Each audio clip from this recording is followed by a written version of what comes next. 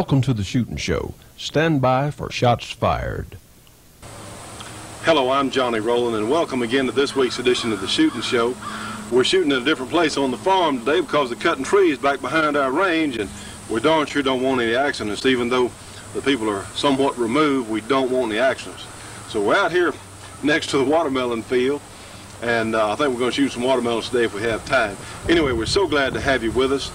We do appreciate all the mail we're getting, all the calls. We appreciate everyone who is in support of our program, who's been calling their local cable company. We really do appreciate it. We've got a great show for you today. We have some exciting new products that we're offering in the Bullet Express. We've opened a new security division of our company, and we have some things I think you folks will really be interested in finding out about. Anyway, without further ado, let's let another Shootin' Show begin.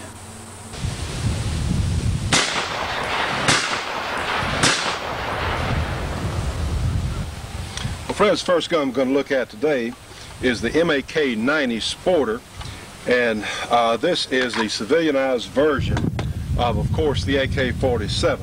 It has a thumb hole stock. The bayonet lug, if there was one, has been removed, and I really think this is a sporting gun. It is sincerely and certainly a fun gun. It is also a very fine hunting gun, and you can see this is the carbine model or carbine. I have never been able to find out the exact correct pronunciation. Carbine, carbine, whichever. Anyway, it's the short version. It has a 16¼ inch barrel, whereas the full-size version has an 18 or so inch barrel, a little bit longer. But this one has been fitted with the thumb hole stock with a recoil pad on the back, and you can tell in comparison to our Colt Sporter, it is really a compact gun. It's about 4 or so inches shorter than the Colt, and this is one of the most reliable action mechanisms, I suppose, that's ever been. It is very rugged. The beauty part about these particular guns, I think, is why the Russians or Soviets used to ship these all over the world, because they don't require a lot of, shall we say, education to operate these things and maintain them properly. You have literally the button on the back of the dust cover there, and I guess we'll just take it off. Literally slips off, and of course your spring comes out of the back of the bolt, and literally the bolt and the gas piston slide out together, and of course there is the trigger mechanism, the internal workings of the gun. It's very easy to clean. It's also very easy to repair if anything goes wrong. Again, these guns have seen the worst conditions, I suppose, in combat, probably that the world has to offer, because they've literally been sent everywhere. They're really excellent designs.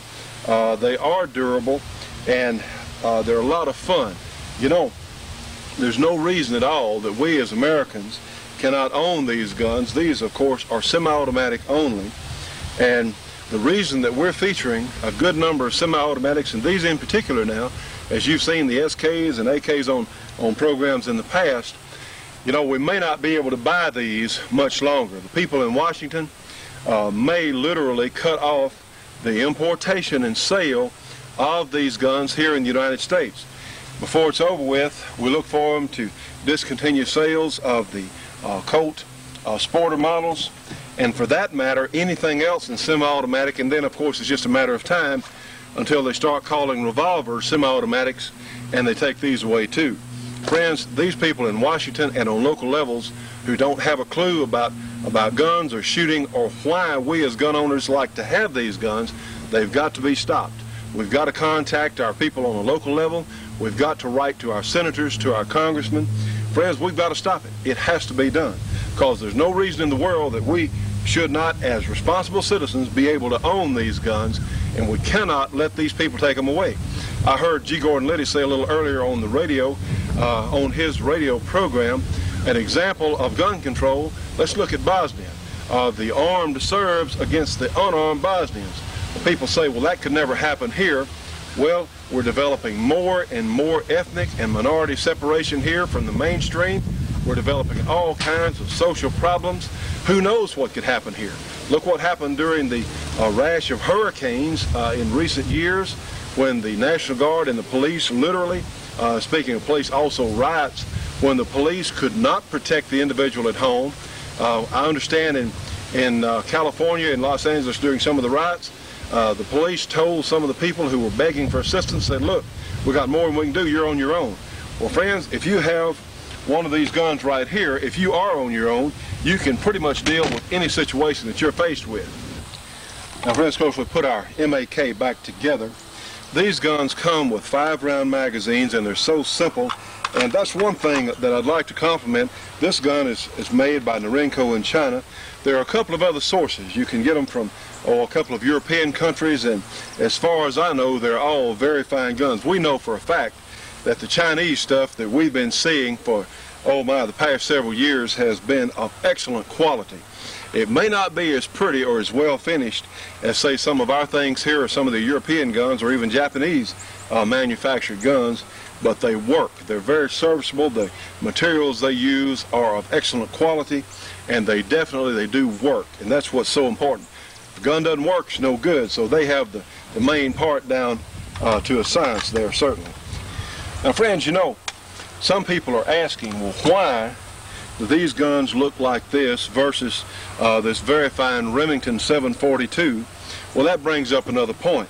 We've had semi-automatics for many, many years, since around the turn of the century for that matter, and this Remington 742 hunting rifle is in .30-06 caliber, a cartridge that dates from 1906, 30 caliber 1906. That was a military designation. Well, this is a much, much more powerful gun, say, than our MAK here, but it doesn't look as, say, threatening to some people. And really, the only reason it looks threatening are the MAK here, or for that matter, the AR-15 type guns. They look threatening because they are used in a military sense. The reasons that these guns look like this is so they can endure hardships, mechanical difficulties, and rugged terrain that the sporting guns were never intended to have to deal with. The beauty part about these, and some people call them combat type weapons, is they're inexpensive to manufacture. They're easy to mass produce at a large volume of these guns. They're made to function under the worst conditions, and if you do drop one or get it banged up or get it scratched or scarred, it's no big deal. Whereas you want to be a little more careful with the finer lines of a high-quality sporting arm like this Remington. It's not designed to take the abuse. In fact, that guns like this Colt here with the plastic or synthetic, it's really not plastic, it's some sort of synthetic stock and forearm have, and the pistol grip, these are really rugged, functioning, rugged made guns. The AKs have been known to function under the worst conditions, and I understand that some of the Vietnam veterans can bear witness to these guns literally being buried in a rice paddy somewhere underwater, and the Viet Cong or some of the North Vietnamese soldiers would come along and take them out of the mud and pull the bolt back like so, and the guns would actually work properly. In fact, I've heard of more than one occasion where some of the U.S. service people carried one of these guns in addition to their military issue M16 or AR-15 at the time. They're really excellent. Now, what this means for us as a deer hunter or as a homeowner, these guns are going to function when a lot of others won't. They're so rugged and reliable with the way they're made, their mechanism. They're going to be there with you when a lot of others quit. These guns can be relied on in the field under, say, if you're out on a deer stand somewhere and a snowstorm comes up, you pretty much don't have to worry about these MAKs functioning. They're going to work. And they are very fine deer rifles. The cartridge is an approximation of the 30-30. Up close, the 30-30 has a little more power, but you get out to 100 yards and the ballistics of the bullet in fact, the 7.62 by 39 Russian caliber will actually catch and pass the 30-30 in power out around 100 or so yards. So within the normal ranges of deer hunting, or deer or similar sized game. And especially now we have access to some very fine bullets that will work real well in these guns, hunting bullets. It's really an excellent, say, medium game gun. Awesome firepower, precision rifle skills. That's what you'll find along with lots more in these two great new videos, Marine Corps Firepower and Marine Corps Silent Drill Team. See an actual firepower demonstration of the latest Marine Corps weapons of the infantry, including the M220 Echo-Tow missile system, grenade launchers, mortars, and lots more. Plus the Marine Corps Silent Drill Team, an incredible display of precision rifle handling skills by the most respected and admired rifle squad in the world. Two great new videos for one low price, just $19.95 through this special TV offer. Marine Corps Firepower and Marine Corps Silent Drill Team. Two videos for the price of one. Call and order yours right now.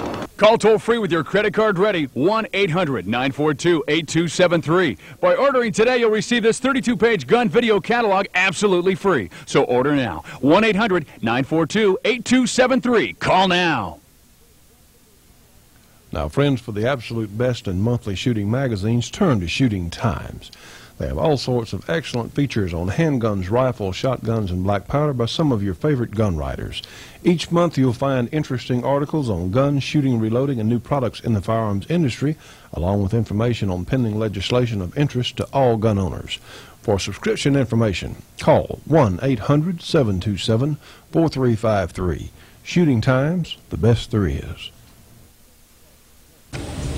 All right, friends, let's shoot our MAK briefly. We're going to let you look at the recoil, then we're going to do a little bench rest if we have time. And you know, we've loaded the magazine in the gun, and we're going to pull that bolt handle all the way to the back and let it go. That's how it works. Don't let it ease forward. Let it go. Of course, we're going to apply our safety. Now then, let's shoot the gun and let you look at it in recoil. See what you think. Get in position, push our safety off, and see, not bad at all. It's really not bad. And one more time. And of course, it's a little short for me. Yes, it is. So I have to scrunch down a little bit, but it's not bad. And of course, 5. Now, it doesn't hold. We know it's empty, but it does not have a bolt hold open device. Well, it's staying open now, but it still is very easy to manipulate. It's easy to clean. As you saw a moment earlier, it comes down in just a few seconds, but not much recoil at all. A very fine gun, say for a younger person, or for a deer rifle, or if you just don't like recoil, or certainly a tremendous gun for a woman. And one, it's small, it doesn't weigh very much, and we chronographed the loads earlier, and it, oddly enough, it doesn't seem to lose much velocity. The 7.62 by 39 is a very efficient cartridge, and it only loses, say, about 50 or certainly less than 100 feet per second, at least in our test, over the longer barrel models, such as the SKS or the AKs with the longer barrels. So let's take a look out at 100 yards, and let's see what kind of groups we can get with it. All right, friends, we're going to bench rest the gun. We've brought our stand up here, and let's try the MAK out at 100 yards. We have our target out there in the watermelon patch, in fact. So let's take a look at it. Got my hearing protection in. We've got our spotting scope set up so we can see where we're hitting. So let's do that. I will shoot a couple of shots, and I won't bore you with watching me take plenty of time on 5 shots, but let's see what this carbine model of the MAK will do. We've already loaded it, got our safety off, and let's take a shot.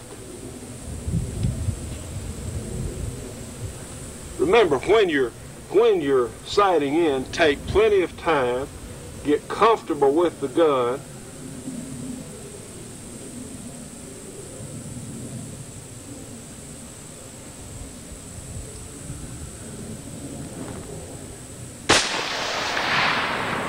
Okay, of course we're going to take several more shots, and then we'll check our group in just a moment. The Shootin' Show will be right back after this break for your local cable company or TV station.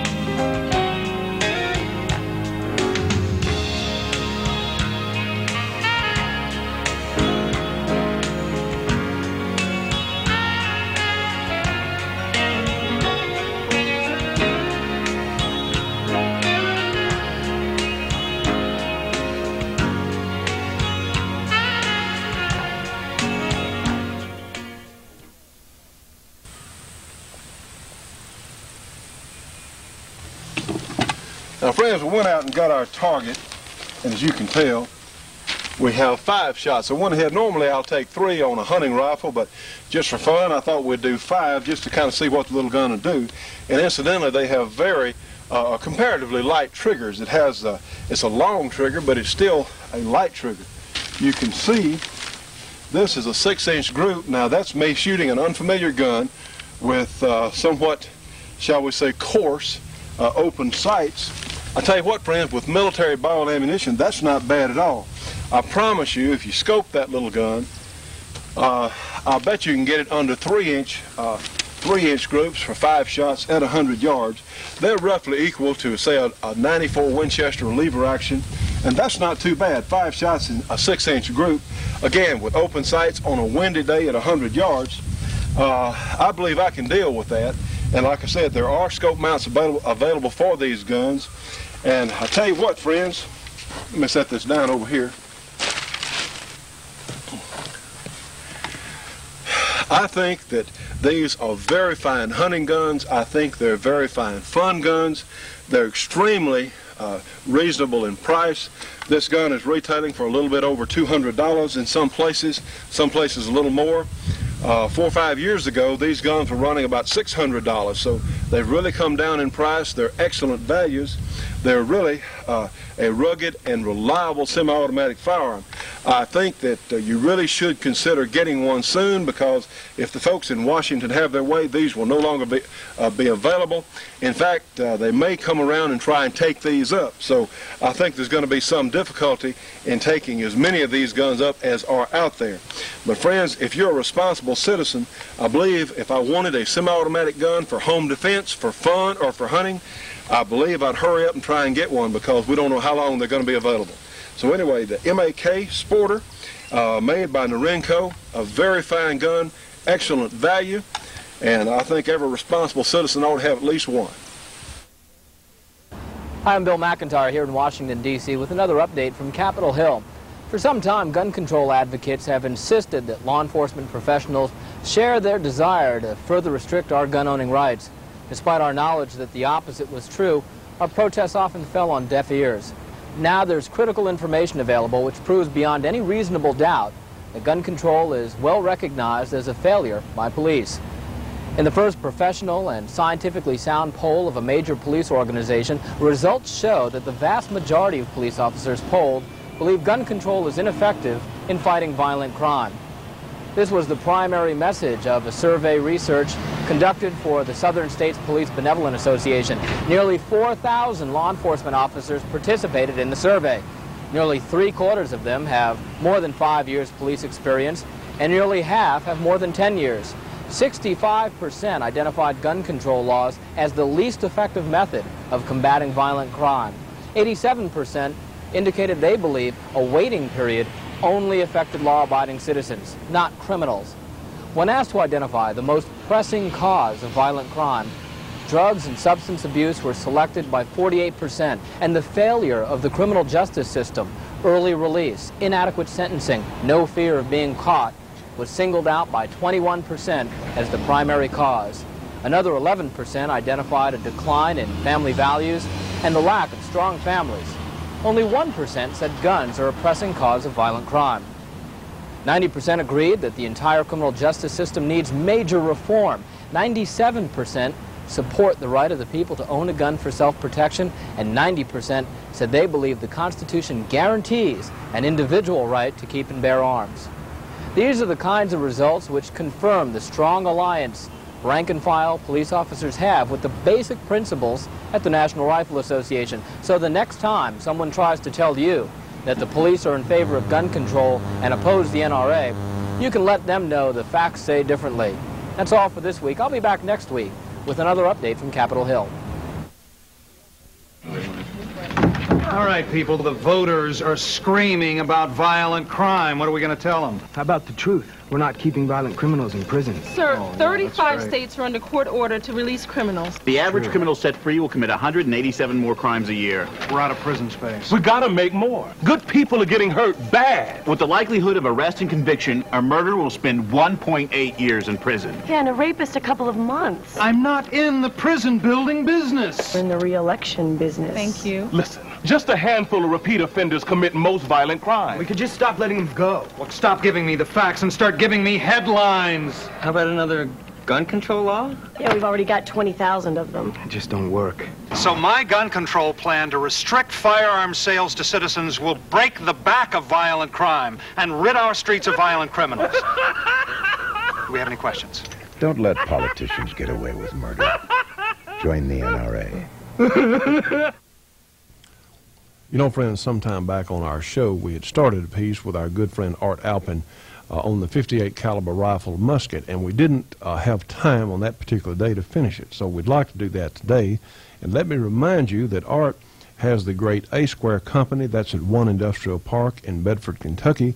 They build some of the finest big game rifles and ammunition that's available, in fact, in the entire world. So if you want more information on their fine products, call them at area 502-255-7456.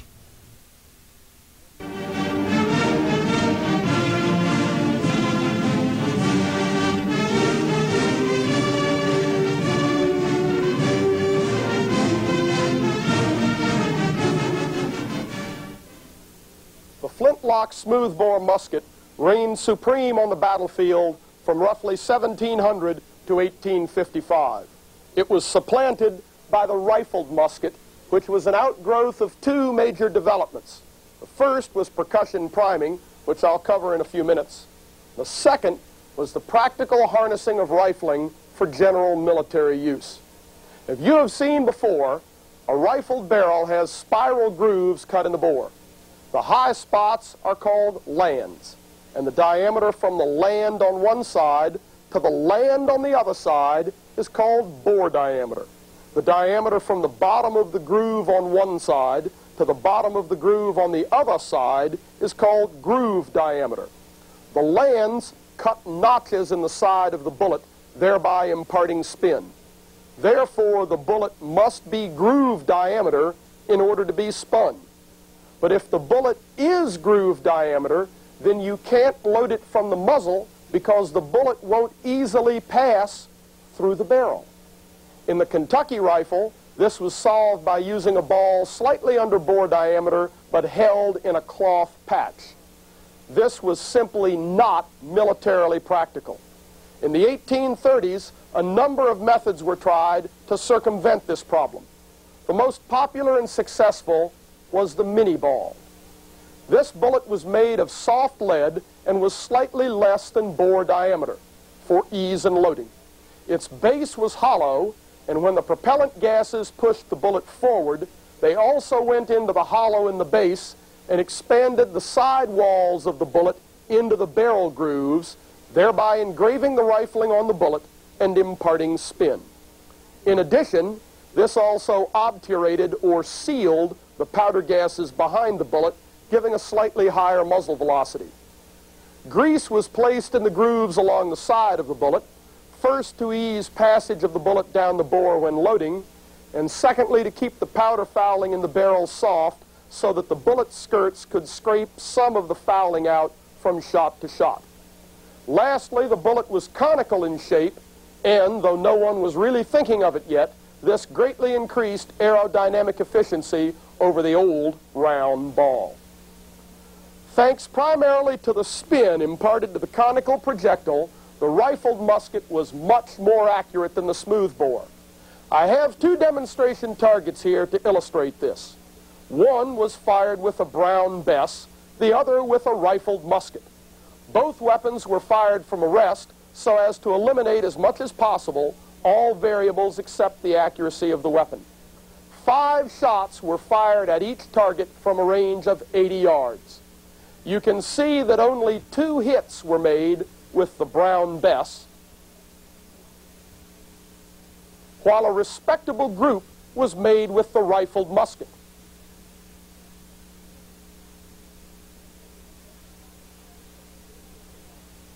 Using the concept of the cone of fire, that is, that the size of a group at any range fits within an angle that in turn will define the size of the group at any other range, you can see that all of the rounds from the rifled musket with a radius at 80 yards of 3.5 inches would fit on a man's torso out to 240 yards, and the probability of a hit out to 350 yards is still quite high. The ignition system was now percussion. Gone was the pan, the frizzen, and the flint. Instead, a nipple was mounted on the side of the weapon and connected to the touch hole.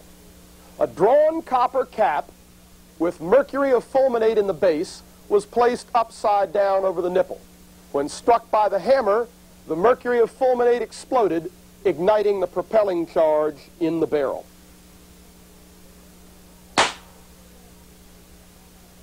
Though not necessarily faster than the flintlock to load, percussion ignition was more reliable and also contributed to the obturation of the powder gases.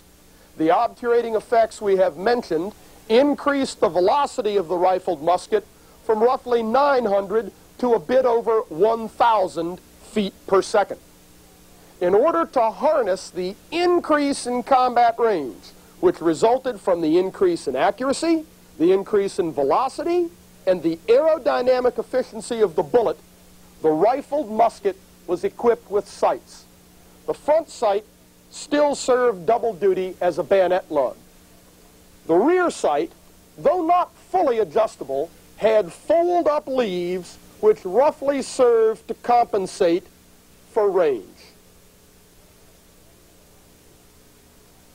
The loading procedure for the rifled musket was basically the same as for any smoothbore musket. The soldier pulled a paper cartridge from his ammunition pouch and tore it in half by use of his teeth and hand. Again, this is not a cartridge as you and I understand it in the 20th century, but simply a paper envelope holding a pre-measured amount of powder and the mini ball. After tearing the cartridge in two, the powder was poured down the barrel, the paper then thrown away, and the mini ball placed in the muzzle.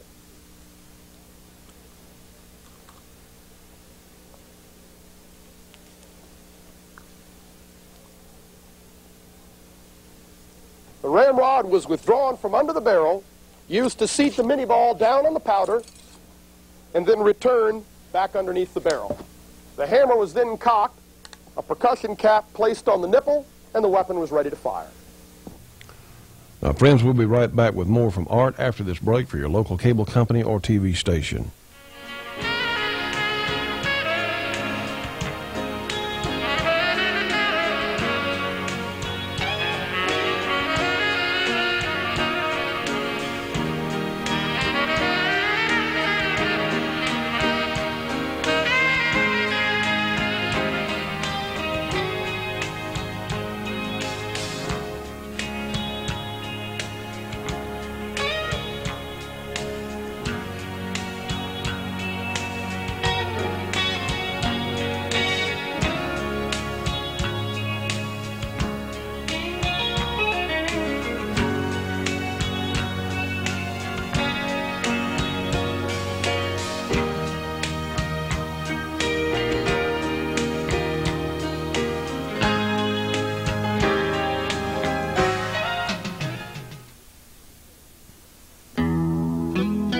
You know, guns have been a part of the American tradition since the days when much of this country was still a frontier. Hi, I'm Grits Gresham.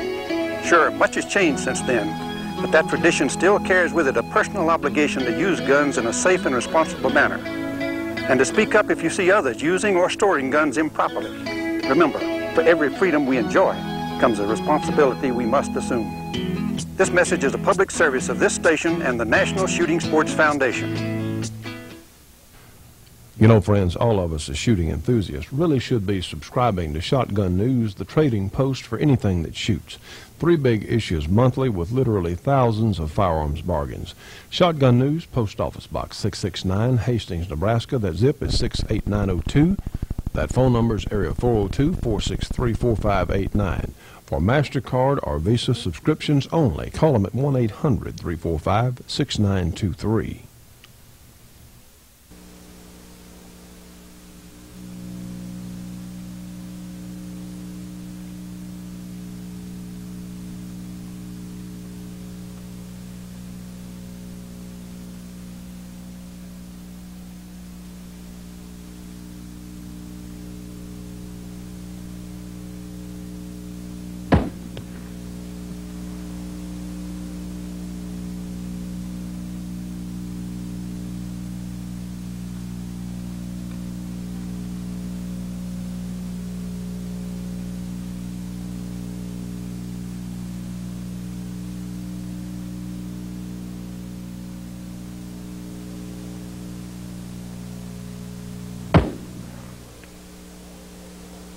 As seen on the range and on this chart, the volume of fire for the rifled musket was roughly the same as the volume for the smoothbore musket.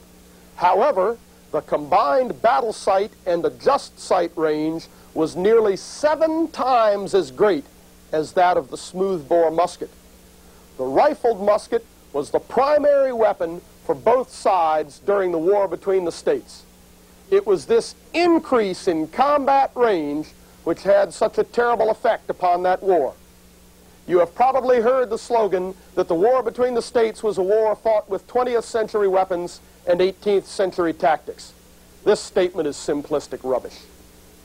It, in fact, was a 19th century war fought with a very peculiar set of 19th century problems. The soldier had to remain bolt upright and stationary in order to load his weapon. He had to remain in a tight formation in order to gain a great enough volume of fire to stop a massed enemy charge. But when he stood to load his rifled musket, he became an inviting target for the rifled muskets of the other side. The generals of the day had gained their experience in the Mexican War, which was fought with smoothbore muskets. The new capability of the rifled musket was something they had never experienced. There was some effort to prepare the leaders, but it didn't work out properly. In 1854, a number of competing systems, the mini ball being one of them, were tested in the United States by Colonel Benjamin Huger. His report recommended the adoption of the mini system and was submitted to then Secretary of War Jefferson Davis. To make a long story short, the rifled musket was adopted in 1855, and William Hardee was instructed to modify the drill manuals of the Army in order to account for the new capabilities of the rifled musket. Hardee's solution was to keep the drill basically the same, but by increasing the length of the pace or stride and the number of paces per minute, he had the soldiers cover ground approximately twice as fast as they had under the old drill. Given the emphasis on drill throughout the preceding 150 years, Hardee's new tactics received a great deal of attention and discussion as officers and leaders busied themselves with it. Captain Henry Heff recognized that the greater accuracy of the rifled musket would require different training for the soldier, particularly in the field of marksmanship. He created an entire marksmanship system to include awards for competency. Though portions of it were adopted, it received relatively little attention. In effect, the leaders were starting off brand new. Some worked on solutions to the paradox of being hit by the enemy's rifled muskets when you attempted to load your own.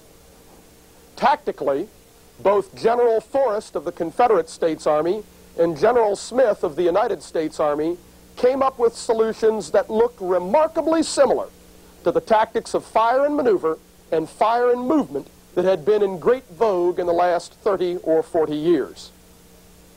Most of the other generals, especially by the end of the war, had learned the value of field entrenchments. In fact, by the end of the war, especially at places like Petersburg, the war between the states resembled the trench warfare of World War I. For example, Robert E. Lee's nickname was the King of Spades. He got this nickname from his insistence that his men dig in, not from any weakness for card playing. During that war, the earliest known written orders to dig in order to reduce vulnerability to enemy fire, were issued on the 1st of May, 1863, by General Lee to his forces which held the Union Army in check at Chancellorsville while Jackson's men snuck around their flank. At the Battle of Fredericksburg, Union troops created the concept of dog tags. They wrote their name and address on bits of paper pinned to the back of their shirts, for they knew when they went forward to attack that they weren't coming back. By 1864, there were many recorded instances of veterans simply refusing to attack over open ground in the face of rifled musket fire. By the same token, these veterans needed little urging in order to dig in. In a short period of time, they would have hasty entrenchments such as these at New Hope Church in Georgia.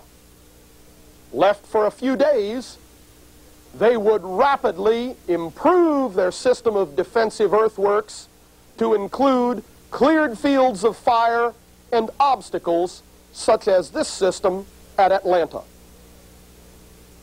Photographs of the dead of the war between the states, particularly those in the vicinity of Fort Mahone at the siege of Petersburg, support what you saw a few moments ago on the range. The cinder block parapet represented the earthworks. The evidence does suggest that, when in defensive earthworks, the soldiers of both sides drew their bayonet, placed it in the ground, and used this as a rest for their ramrod rather than return the ramrod underneath the barrel after every shot. I might add here that you should not assume all generals in the war between the states were fast learners. For example, General Orders Number 36, 7 March of 1864, from General Hood's headquarters, read, in part, "The history of the war abundantly proves that they have never repulsed a determined and well-sustained charge." I'm not sure what war General Hood was talking about, but I'm pretty sure about what he might have been smoking. Perhaps General Hood was unbalanced by his loss of an arm and a leg due to war wounds. Hood would later destroy his army by hurling it against Union earthworks in the Franklin-Nashville campaign. Given the very long combat range of the rifled musket, it is obvious that the defense was the stronger form of combat, but the war still had to be won. The North still had to invade and conquer the South. By May of 1864, the North had adopted the strategy of attrition, whereby they would advance on all fronts because they knew they could replace their casualties while the South could not replace theirs. Even though many generals had begun to learn through 1862 and 63 about the power of the rifled musket, in 1864 and 65, both sides, North and South, found their armies locked in titanic struggles where men were consumed in large quantity. By the middle of 1865, it was over.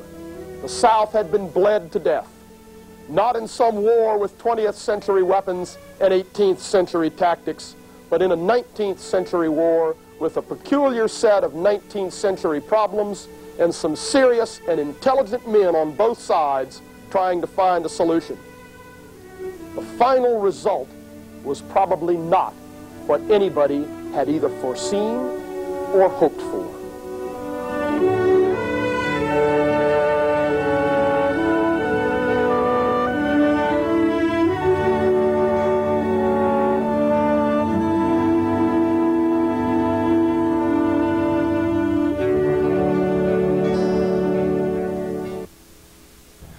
Now, friends, we appreciate everyone who's written and called about our Bullet Express, and that is something that's really taking off for our program. In the Bullet Express, you'll see that we have our cool downers, which is really one of the most terrific things I've come across yet. We have them listed. We have RB17. We have our video, our tapes, all our product line that we've had so far, our caps and T-shirts, of course.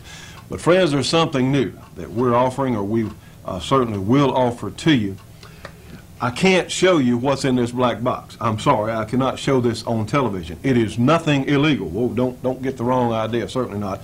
It is 100% legal. It is nothing that would be illegal in any way, shape, or form, but we can't show this on television. One, we don't want the criminal to know everything that we do. Certainly us as Shootin' Show personnel and you as Shootin' Show viewers, loyal viewers, we do appreciate it.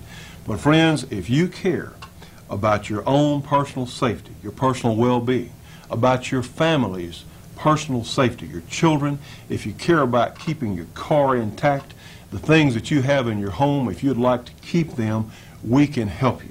Now, again, I can't show you this on television, but I can tell you about it. So you can call us at the Bullet Express. We have an 800 number. We just got this now. It's 1-800-895-7916.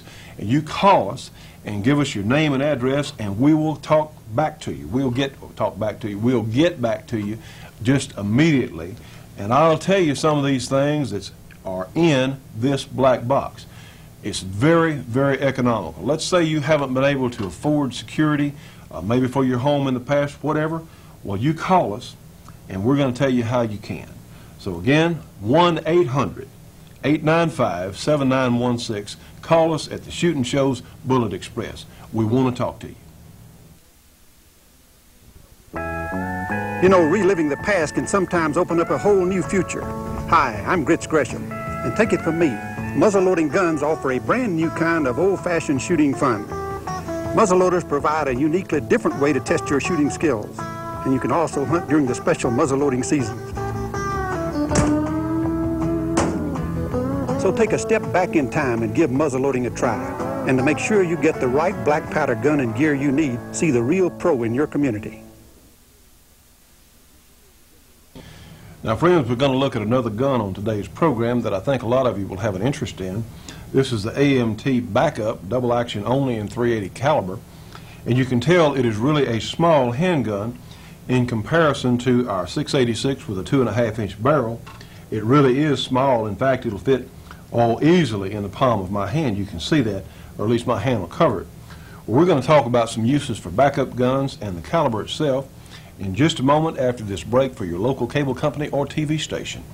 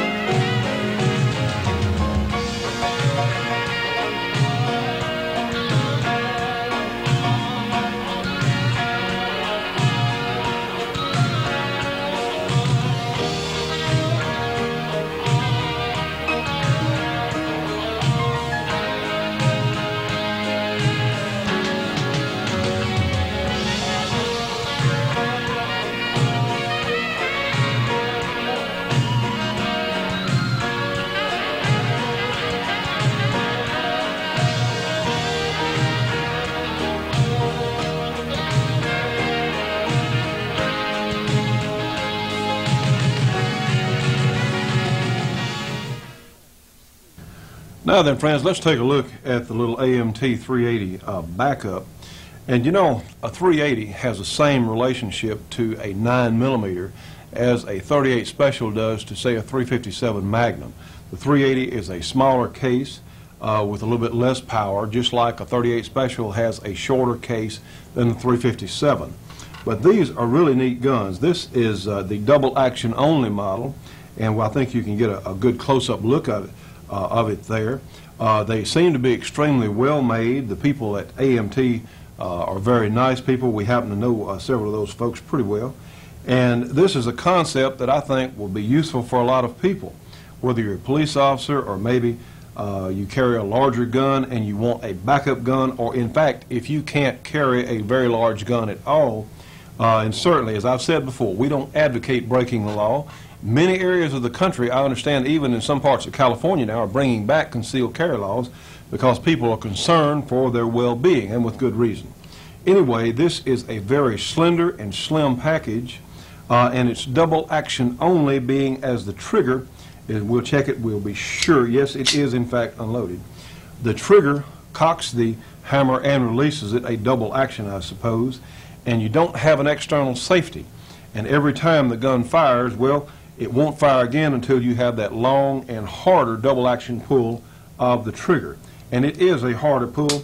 Reminds me a lot of the old high standard Derringer as far as the trigger pull goes. It is somewhat hard, but it is useful, I think, in a package like this.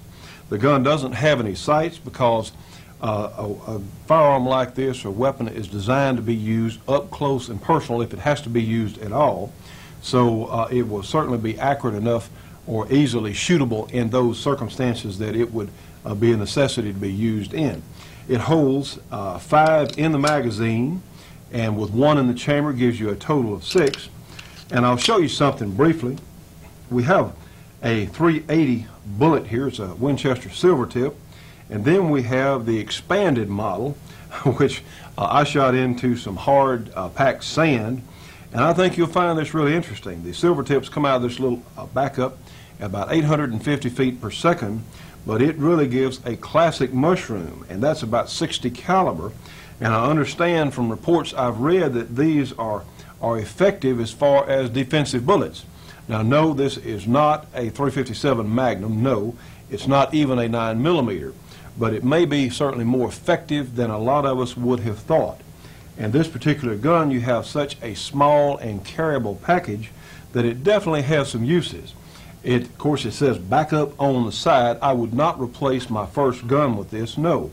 But to have as an insurance policy for my first gun, you know, if you happen to be a police officer, you're well aware that a lot of studies shown in actual firefights between criminals and police show that the gun itself many times attracts shots being fired, not necessarily at the person as at the gun itself. And in the Miami incident with the FBI several years ago, I believe 1 or 2 of the guns were actually shot away or shot into a malfunction because the people were actually shooting at the guns themselves. So that's not proper policy to be in a gunfight, certainly not. But it would be very useful in that case to have a good, reliable, small but reasonably powerful backup gun in case something happens to your #1 weapon. And as I said earlier, there will be times and places where we cannot carry a full-size gun where something like this might be very useful. Now, we've shot this gun now for a couple of days, and it's been very reliable for us. And in the event that you did get a primer that did not go off, you always have the option, of course, of pulling that trigger again, because every time you pull that trigger, like a revolver, is going to cock that hammer and give you another chance to fire it. So, in fact, why don't we now just go out to the field and take a look at the gun while we're shooting it. Now, friends, we're having a little difficulty with the breeze, keeping our target upright. But anyway, we've already looked at our little AMT backup, and this is, of course, a backup gun. It's meant to be fired at short ranges. You've got a groove down the top of the slide there for sighting, but really it's designed more like this. Point and pull the trigger if you had to in an emergency situation. And the beauty part about these double action only guns is you don't have to worry about reapplying your safety because there's not one. The trigger is immediately going back to the double action position. In this case, double action would mean cocking the hammer and releasing it. But you can see we made a hit there, pretty rapid case, and let's shoot it again, let you look at it. And my goodness, that's about a 1-inch group. Again, I admit we're very close to our target. Again, friends, it's a small, that's what is called a backup. It's designed to be pulled and shot rapidly. And in the event, of course, it's always possible to get a misfire with any gun for that matter.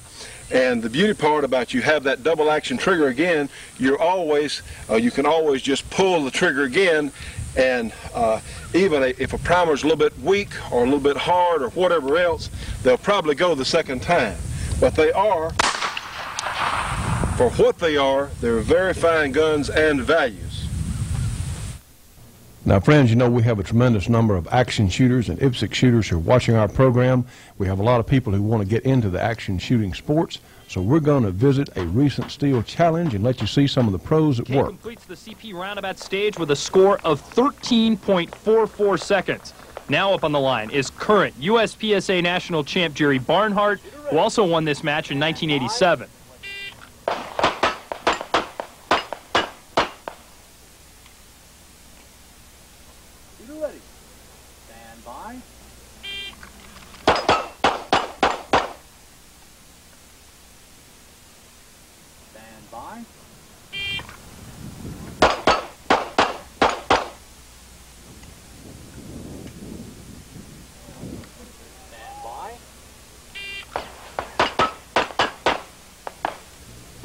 Jerry Barnhart kicked it up a notch on that last run with a time of 2.17 seconds. That's the quickest run so far.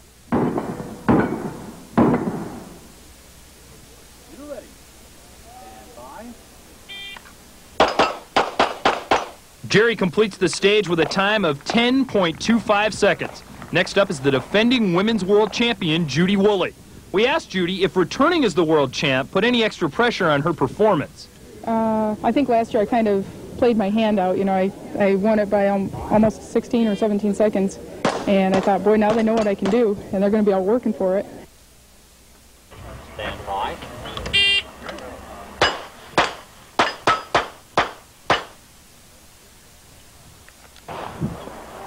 Shooter ready. Stand by.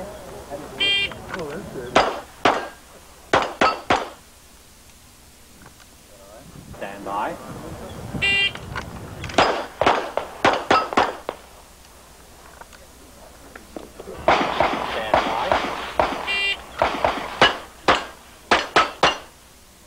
Judy shows that she plans on repeating as world champ with a score of 11.72. Our next shooter finished in second place last year and won several stages.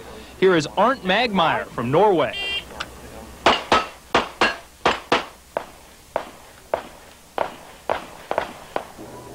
Shooter ready.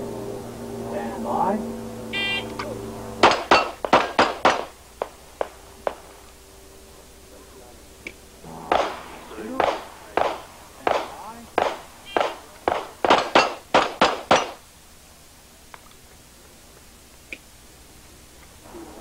Shooter ready. Stand by.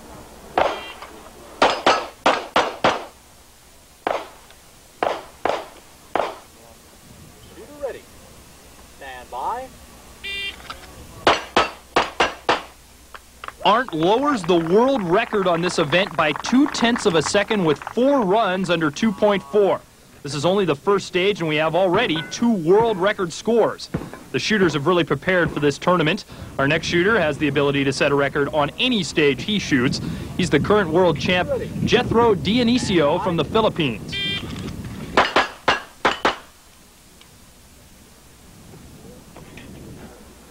Stand by.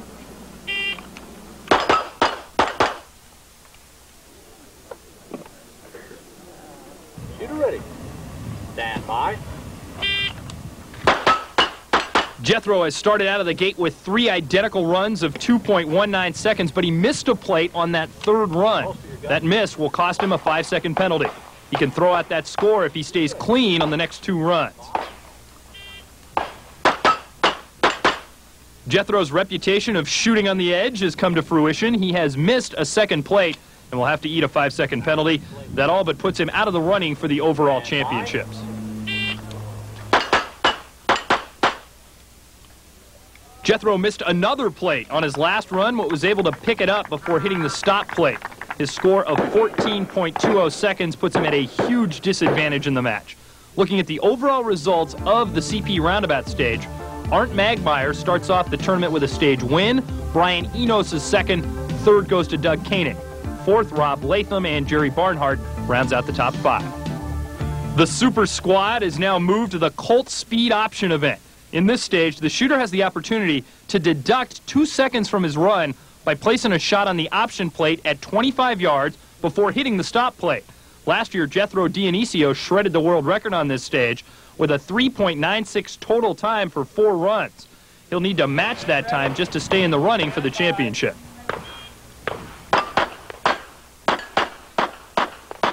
Jethro is definitely having his problems this year. After making up those shots, he turns in a run of 2.07 seconds.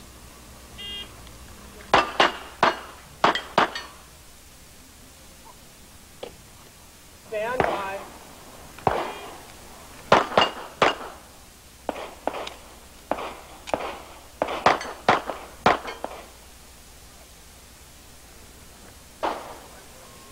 Shooters ready. Stand by.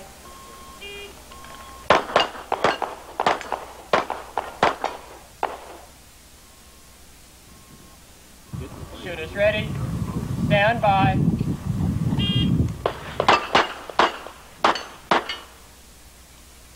Jethro comes back with a final run of 1 second flat, but his previous runs give him a total of 6.67.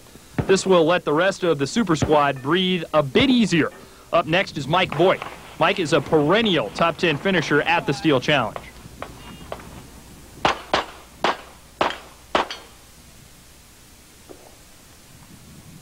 Stand by.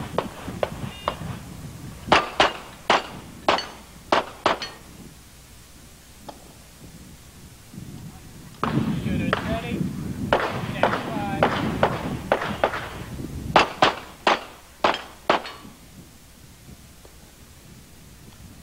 Shooters ready. Stand by. Friends, I want to remind you that many of these match tapes are available through mail order video, and you saw their commercial, their address and phone number earlier in the program. And speaking of competition, let me mention the good folks at Clark Custom Guns down in Keithville, Louisiana, for absolute world-class workmanship on handguns, especially competition pistols.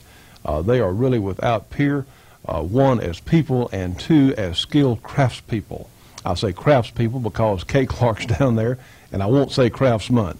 They're such nice people. They're so very helpful. If you have a problem with a gun, they can probably tell you how to deal with it. In fact, if they build you a gun, you will be very pleased to shoot one of the finest custom handguns for many, many years to come. Clark Custom Guns Incorporated, Post Office Box 530 in Keithville, Louisiana. That zip is 71047. Give them a call at area 318-925-0836. Well, friends, we've run out of time again. We've sincerely enjoyed bringing you another program. Remember, if you have something going on in your area that you think that we might cover, well, give us a call here at the Shootin' Show, and we'll certainly try if it's anything that's within our realm of possibility. Anyway, we'll look forward to seeing you next week on another Shootin' Show.